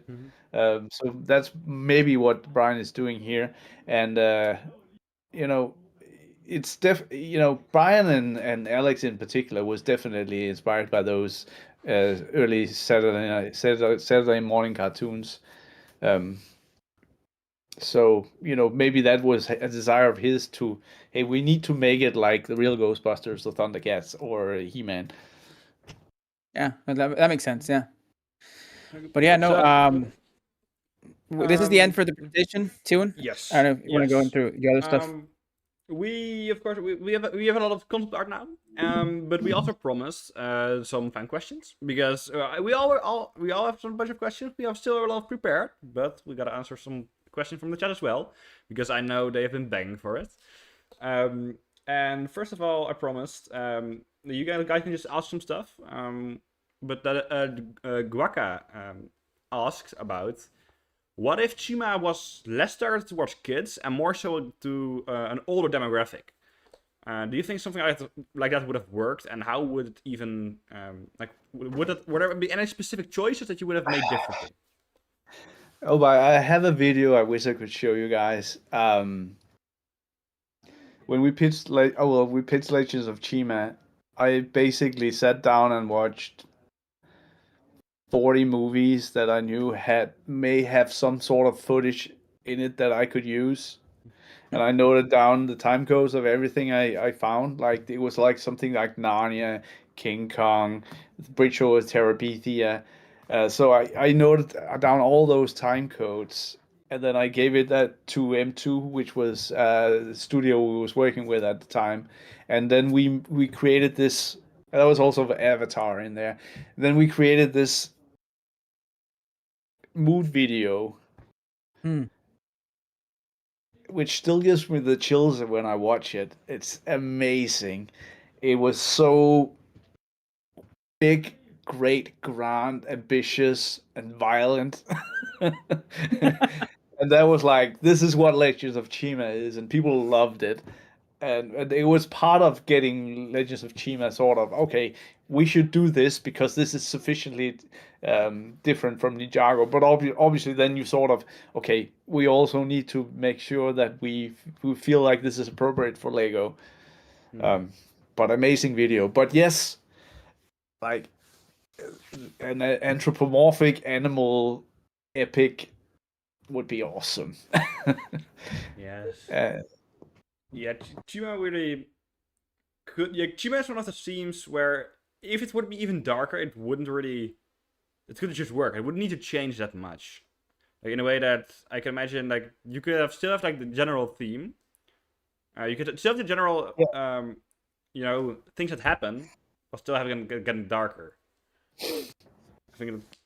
I mean, there was a lot of dark stuff in there with John Dulaney and myself were throwing around. It's obviously, if you look at the very core of it, it's about obsession, addiction, racism, religion. I love that scene where all around the campfire and they're discussing their interpretation of what's the origin of this world, and they're saying the same thing. They just have their different version of it, and that's what made them enemies in the first place. It's like that was sort of our statement on the state of the world.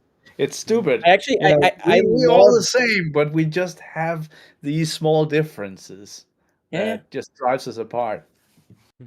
No, I love when Chima touched on those elements because obviously you have episodes like the Cracker is stealing chi, but then you also had episodes with much more darker themes or like ideas that a kid could understand, but as you grow older, you really understand the deeper meaning behind it. Yeah. That's for me like kind of like the standout of Chima in a lot of ways. Yeah. Yeah, yeah, no, Um, that's I mean, cool. I think that was really what motivated me because it's like w- I really liked that we could sort of speak about stuff without speaking about stuff. Mm-hmm. Mm-hmm. Yeah. But yeah, no, I think that ultimately is what we want with our series is, you wanna put some great moral lessons under a thick layer of entertainment, so you might absorb that moral lesson, but you're not aware of it. But Mm-hmm. it's a good lesson. But you're basically watching it as entertainment and not aware that this value that I believe is a good value is now being hopefully absorbed in you, and that's something you will carry with you. I think I actually talked about this exact thing with Ace, like I think like yesterday, and like yeah, go ahead, Ace. Like I think you talked a lot about how like we talked about what we really liked about Lego and why we were passionate about it, and I was more so about the whole visual style and everything we got to see, right? That part of oh it yeah, we I talked remember about, that. I remember now. and you were very much into the the instinct of playing, and it teaches us something. Yeah, yeah, yeah. Yeah. Yeah, no, I graduated a year ago, university, and I studied industrial design. And Mm-hmm. while doing my thesis, I read this book called Play, how play changes and involves us. And I really, when I got from that book, is that play is kind of this, this natural instinct we all share, right? This kind of, you're everything you know is you learn, but even kids or children that don't know anything, they know how to play. And it's kind of this Mm. instinctive aspect of yourself. But you really need to nurture play because there's good ways to play and there's also bad ways to play. And for me as a product designer, it's having is teaching kids a really fun way to play, but also teaching them something out of that play. Um, and I feel like Lego for me is it's always been that kind of the best toy at doing that because you learn something I learned when I was in school is I Lego evolved my mind to think very three dimensionally because I grew up looking at all these instruction manuals, and so then when I had to draw all these things at an isometric view, I already had an understanding of isometry because of all these years of building. Mm-hmm. And so, Yeah. for me, it's They've just, seen toys are things just from kind of different this. angles. Yeah, Yeah. I remember there was this time I had to, in school, like first semester, you're given objects to draw in isometry, and and you have to translate like the hidden layers. And there was a teacher that thought I was wrong, but I was like, no, I'm right. And then I corrected him. And for Yeah. me, that's something I learned through play and through building and through making all these things. But Yeah, no, I think I've said this many times, but I'm saying it again. Um, Star Wars was there for me when I was 10 years old, and I would not be the person I am now if it wasn't for Star Wars. It was just like nothing else going on in my head at the time. And I think that's what I brought with me when working on these themes was you have a lot of responsibility to give something that is nourishment and quality to a person at that age because kids to that age are very impressionable, and what they really absorb and like at that age is gonna fundamentally shape who they are. yeah, And I know that Yeah. for myself. So you really need to take this serious and make sure it's good, and there's something there that is fundamentally pushing you in the right direction. It's And I very think that's important. Yeah. that's we did it with Ninjago, we did it with Legends of Chima, and I think especially like we got pushback like these animals are racist and they're they're using drugs. It's like yes. And we're showing you it's a bad thing because power corrupts. It's the good Yes, lesson. yes. I Yeah. thought that rewatching it, I really understood that But aspect of if it. you watch like 20 minutes, sure, you're gonna get the wrong impression. But watch the whole thing, and It's there's your journey, right? people say it's like there's a saying on the internet which says it's like it's not that deep, and they often say that about like series, and generally it is that deep. Everything is there for a reason. Like a show, it doesn't just get stuff. There isn't stuff in the shows by accident. Eventually, everything needed to be chosen there, even if some are chosen more heavy than others. But things are there for a reason.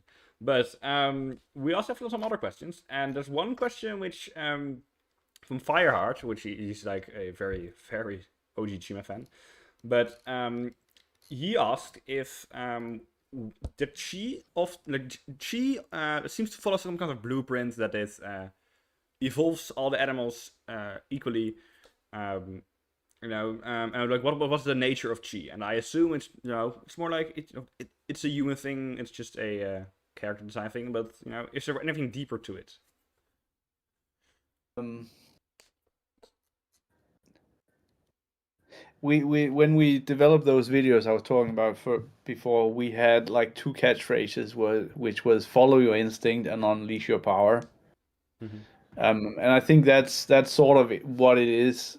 It's it's corny to talk about it because Ninjago does it all the time, like unleash your true potential, right? Mm-hmm. But it is really, you have something within you, and you can bring that out in a good way or in a bad way.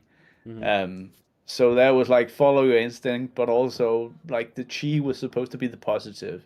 You Mm-hmm. can be mighty strong and powerful, but you need to bring that power out in the way that benefits yourself and others, and that's where you have the conflict between Lavelle and Cracker, because one, like, it's anger, whereas the other one is it's like it's more helpful. Yeah. But say it's simple. Yes, maybe it's simple, but it's also created for a 7-year-old child. And Yeah, maybe yeah. we actually made it a little too advanced for a 7-year-old child, but Mm-hmm. it's I love the idea where when you have a like 15-year-old saying, I saw this plot twist coming a mile away. Well done. You saw a plot twist that was meant for an 8-year-old to maybe figure out and feel smart about. Mm-hmm. Yeah, yeah, that's very nice. Okay, but there are many questions. But then yeah, do you have one, Ace? Do you have like a question you Well, would? I saw someone that I really wanted. Let me find it. Someone was asking, what was your writing process for names like? Yes, that's also Uh, something we prepared. Yeah. All right. So for names, usually I'm very big on names. Like I come up with a lot of names. For Mm-hmm. Legends of Chima, it was basically all John Delaney. He came oh, up with all of it, and his process was like, oh, with all these characters, I need to find some sort of system so I can remember what they are. So all the L's are lions, and Mm-hmm. yeah, yeah. the eagles. So he was basically going by the first name, and the one name I was actually pushing for was that Eris would have been Ellis, from Brian Ellis, but for some reason legal wouldn't approve that name. It's a weird process where you're basically, for every character, you're submitting 4 or 5 different alternatives Mm-hmm. to legal, and then some of them sticks. We originally had a Kai in Ninjago called Ash, but obviously, oh, that's the guy from Pokemon, he can't be called Ash. Ah, He's mm, fine. Yeah, so you get a lot of rejections in that way. But the naming was all like 90% was John Delaney, and Laval is a city in Canada he has some relations to, or something like that. I know that. Yeah. Yeah. I mean, Laval's a great name. I always read Yeah, like yeah, right. the name It's Laval. like royal, right? It Yeah, sounds yeah. good, It's Mm-hmm. like Gravis.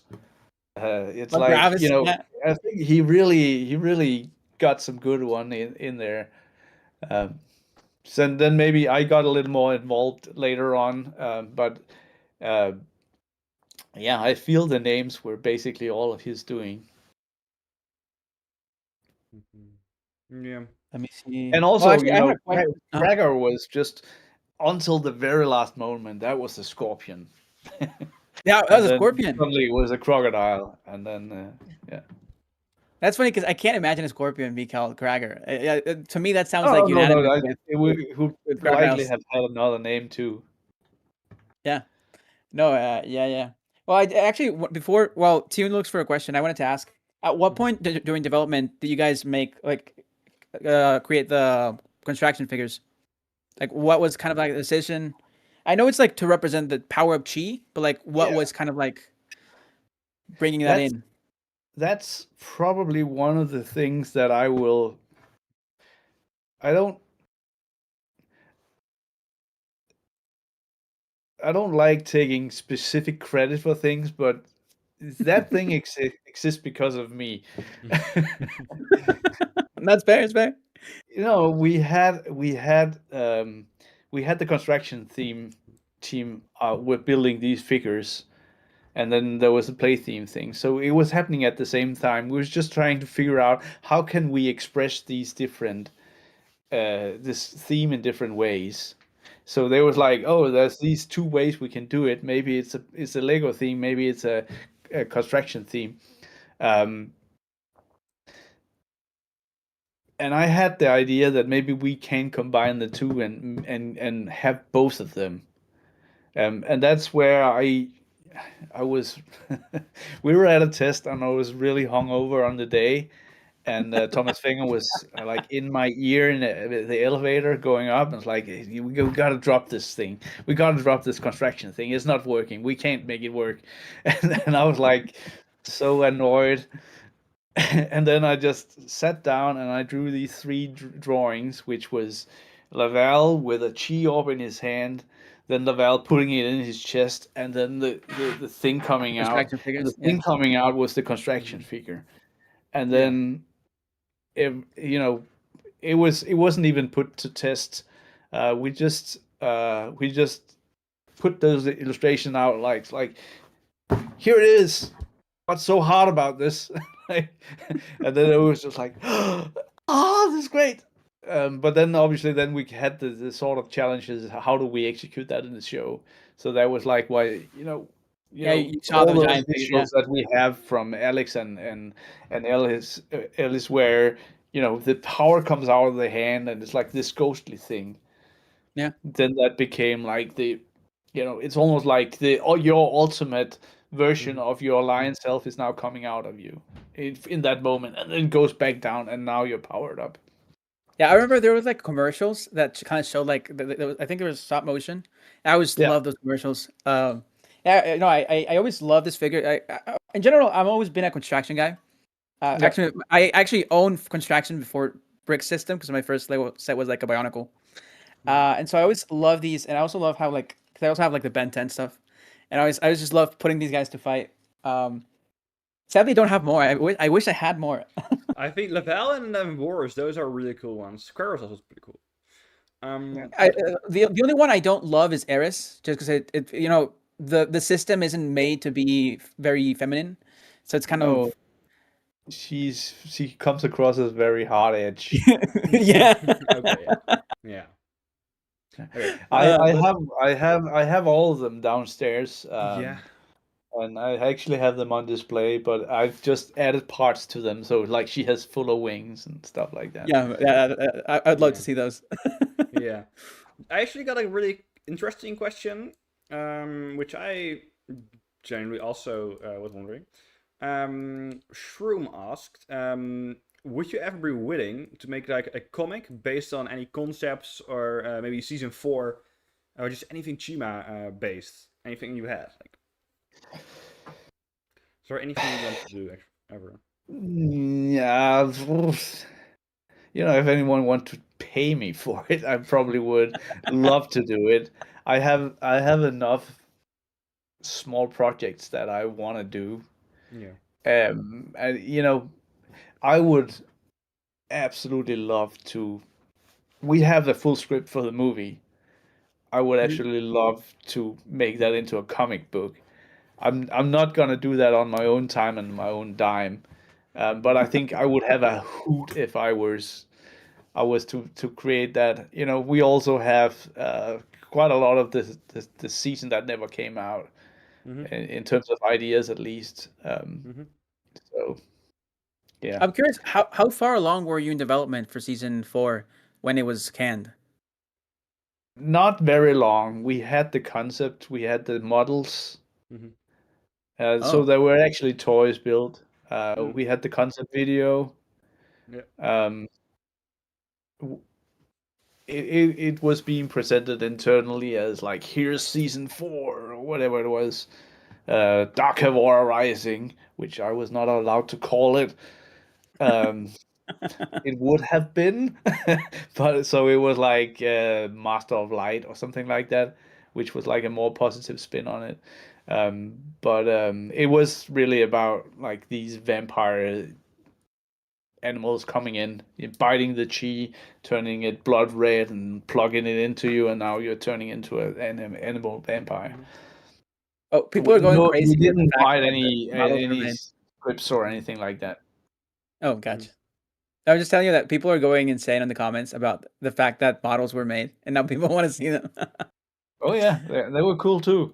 Yeah, I know the Secret Life of the Brick has concept art for like the light animals, as they call them, which is was it like a ram and like is like a Yeah, some kind of like engineer, some kind of yeah, like an engine, like is like an owl artificer, or something. artificer, yeah, Yeah, something like that.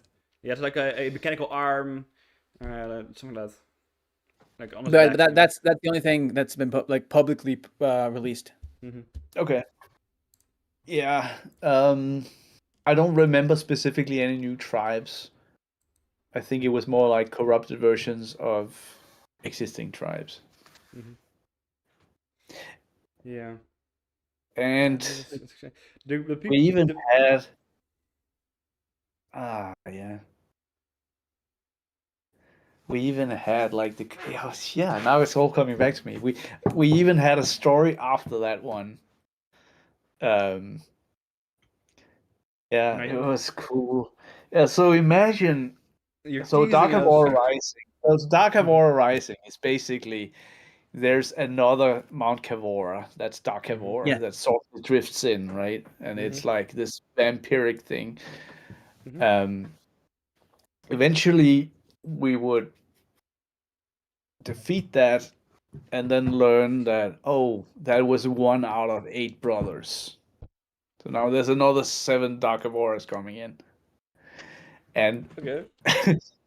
that so the final episode of whatever season 5 would have been, imagine like Mount Cavora is a pirate ship that is just firing light out of all the mouths of the animal faces Uh-huh. versus these 7 other ones that are in the sky. Wow. Yeah. So it's like like a the sea battle, but in the sky, and it's with islands, and the mouths are cannons, and there's that's no really cannonball light. I'm just visualizing it right now. like we are Yeah. just having Star Wars 2.0 or something like the Death Star or something. Yeah, like it's like yeah, there's like 7 or more Death Stars. Yeah, Right. like the Battle of the Death Stars. Yeah, so they've just defeated this guy who is like this pathetic bad vampire thing, but they had a hard time doing it. And then they learn, oh, that's actually the little brother of these other 7 badasses. They're coming to avenge Were the you. other Dark Cavoras also vampires, or were they like different tribes? We never went into design on You that. It guys was never just that, like yeah. the idea that, oh my It was like god, yeah. like Mount Cavora is like a pirate ship that's just firing light out of all these different cannon ports. It's great. Reminds me of like the season 3 finale when all the fire wings come into like the Yeah. but like in the reverse, instead of all them coming in, now it's all the light coming out. Yeah. Yeah. Oh man, that would have been that would have It been will so probably cool. have something to do with the phoenix firing down and Yeah. Oh man. That's crazy. Yeah, people are just still asking about the sets, right? And like all of other kind of things. Like, is there actually, I don't know what's the what you're allowed to share. Like, is there anything you can share? People are going wild, of course. Probably not. It's No, it's fine. We don't but need also like spoilers. also because like I'm saying is Mhm. ideas always get recycled. Yes. Yeah. So Well, actually, I did want to ask you about that because I talked about in my video about like the canceled Dark War Rising, and someone Mhm. commented that maybe you took that idea for what happened with Nexonites, like the last wave of Nexonites that had like the digital vampires. um Or were that completely different pipelines? I mean the vampire thing, there's still the idea of corruption. You know, that's Yeah. what a vampire does. It corrupts you. Which was the third season of the fifth season and sixth season of the Next Night would be the corruption of Nexo power. So, you Yeah. know, what happens if your shield gets corrupted? Now that goes into you. So, you know, some ideas are equal and some drift into other ideas. And, you know, specifically with the one from Nexonites, season 5 and 6, which was okay, now Monstrox is a hologram. He's in a high tech cauldron that has spider robotic legs. Yeah. Yeah. So he's walking around that one. So that, you know, we never got to execute that one. So that become like the cauldron for the Never Witch in Dreams season 2. Oh. So that's how it like, and you know, there's monsters coming out of the cauldron in that season. So that was also how Monstrox, now not being a book or a cloud, he would now bring monsters out of the cauldron. And they would like it would be like pixelated monsters that come out and then manifest. Yeah. Yeah. Because I really like obviously Nexonite. I do have a lot of Nexonites actually, but I got Can I those later. can I Yeah. just pause for a minute? I have a question here. Sorry. I'll be right back. No worries. Don't worry. Yeah. No. Oh, damn. That's some cool Yeah. stuff. Yeah, like That's really cool stuff.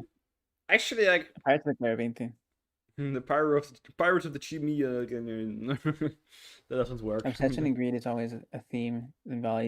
The embodies in Chima. Yeah. Mhm.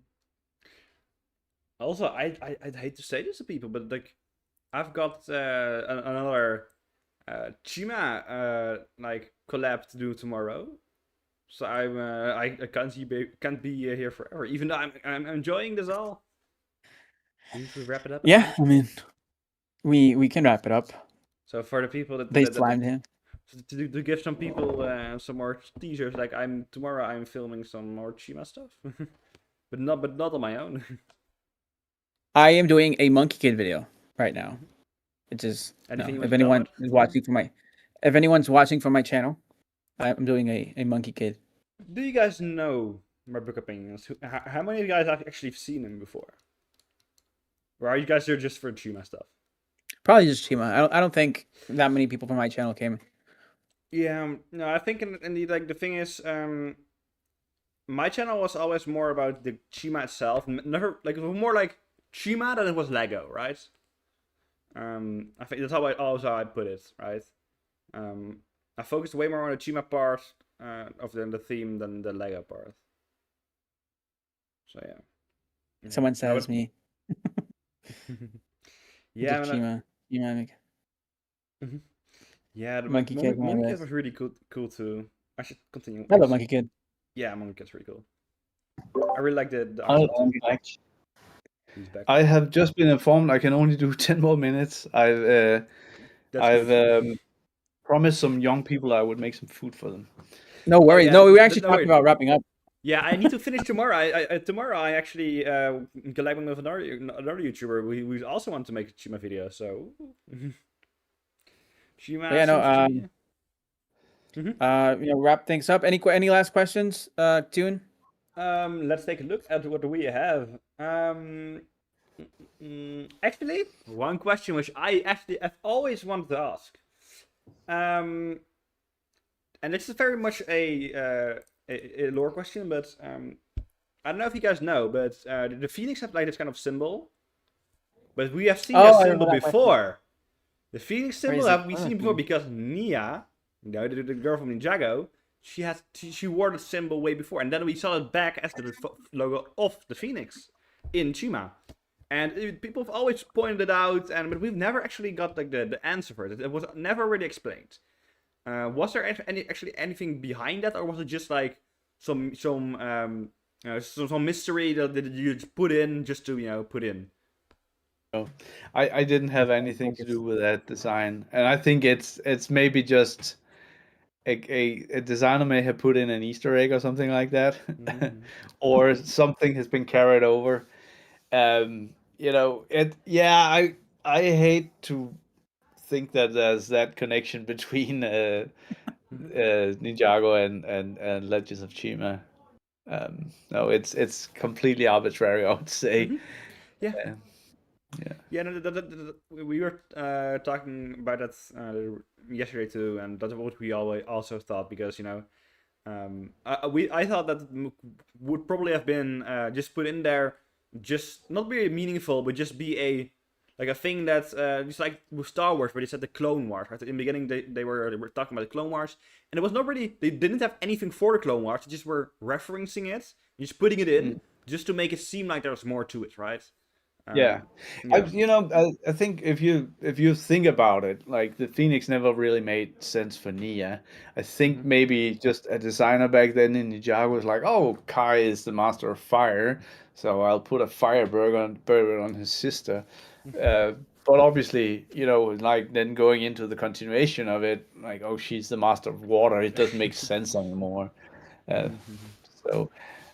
We don't sit down and make 400 pages of lore and then start making a story. Yeah, no. That's what I told Tune is that they probably it was a cool Phoenix logo and they used it. Yeah, makes sense. But yeah, no, it was a pleasure talking to you, Tommy. You're one of my heroes. I love your work. As it's an honor really meeting you and talking to you for this hour and a half. I think it's important for me to say that I maybe because I've made myself available to people, I'm sort of the face of a lot of this stuff, but it's really like the work of so many people. Yes. And especially some of the people that we've talked about today here. Legends of Chima is definitely one where I can say I was not there when the idea was conceived. I was sort of handed the reins to it, and then we shaped it together, and then I took that into a story and a TV show. But it's really, a lot of these things is like a great contribution of a lot of people coming together. And then at certain points, then someone needs to just take it and run with it. And then in a few of these themes, it's been me. Yeah. No. Either way, it's been an honor talking to you really and getting to pick your brain. Yeah, cool. If there's anyone that you want to shout out or something that you were besides the one you've been talking about, most of the time, yeah. Is there anyone you want to mention? Let's figure out if there's any stray questions, and we can pick it up another time. Yeah, sure. Yeah. Cool. Okay, cool. Thank you very much. Keep the chi alive for Chima. For Chima. Yeah. Unleash the power. Unleash the power. Yeah, that was also a good one. Well, people. Yeah. Guys, that was it. That was it. I hope you guys enjoyed. Andreasen. It really was a good stream. Like, man, I didn't expect them to I didn't know there actually was. No, I didn't know there were sets and for season 4. I've seen actually the video, the concept video, but I've never seen anything like this. I actually have. I can't say who told me, but I actually did know that there were sets made. Ooh, some mystery here. There's nothing. It was like I was talking to someone, and then they told me like they worked on the Chima sets, and that's it. I'm getting left out here. No, that's totally fine. No, but guys, I hope you enjoyed. At least as much as we did. But yeah, that was it was a blast. It really was. So yeah. No. Someone just commented. He said he had to feed some young people. What does that mean? Tommy has kids. You know, that's all we have to say. Yeah. Yeah, to Tommy feed has some kids. young people. That's why he left to feed some young people. Tommy has kids. That's it.